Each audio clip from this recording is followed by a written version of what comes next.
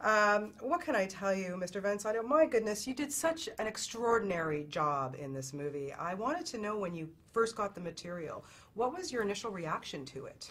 Well, I was extremely, profoundly moved. And then when I heard that Stephen Dollar was going to direct it, whom I had admired, I was very pleased and said yes immediately. And also the fact that the renter is a silent character also made it more interesting to me. But I mean, it is a story about 9/11, and it's a story about somebody who chooses a therapy to come over the trauma, the shock, and does it without knowing that it is a therapy, but it works. It works, and it's a wonderful story also about a relationship between a father and a son. Absolutely, yes. I want to ask you in terms of, let's talk about doing a silent character. I don't even know how you ended up getting through it, because everything was obviously in the expression in your eyes and your face, everything.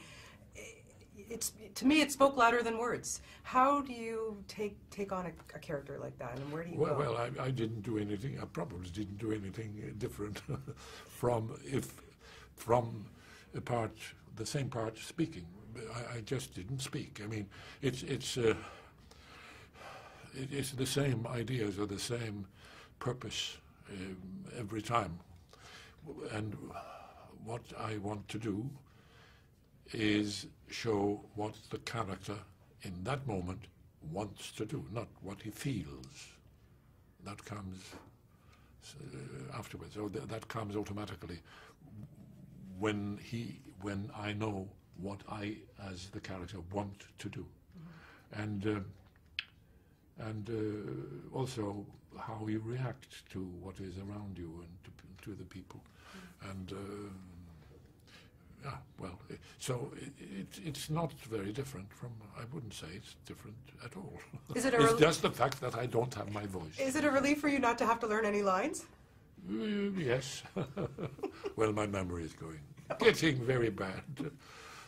So a lot of work spared, yes. Please. You've got to tell me about your first impressions of young Thomas Horn. This kid is extraordinary. He's extraordinary, yes.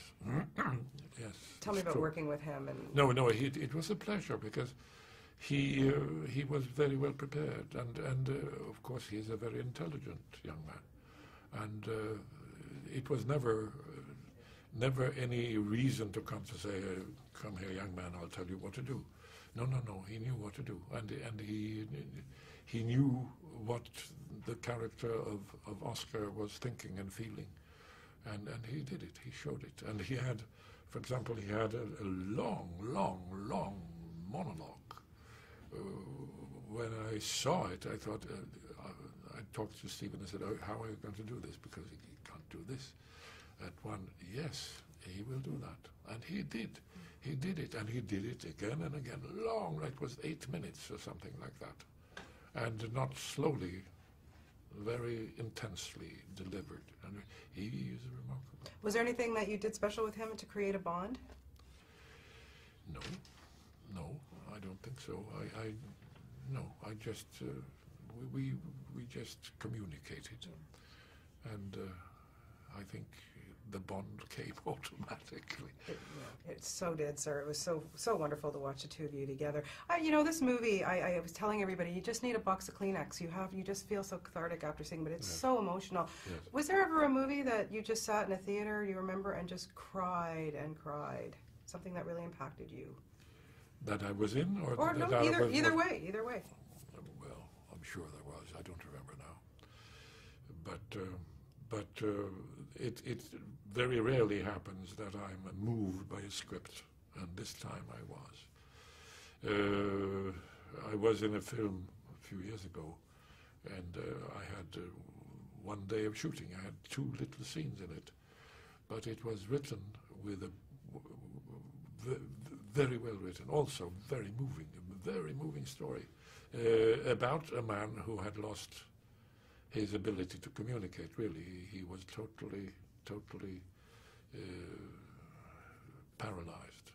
The only thing he could do was to blink, and he spoke through blinking, and there were people who had patience enough to communicate him through that, and I was this poor man's father, and that script moved me also profoundly. I remember seeing that movie at the Toronto Film Festival, Diving Bell and the Butterfly, Yes, correct? that's Another amazing performance. Well, I just want to congratulate you on this. I think we're going to see you at the Oscars in March, so congratulations to you, and such a pleasure to have a chance to talk to you. Thank you so much. Thank you very much.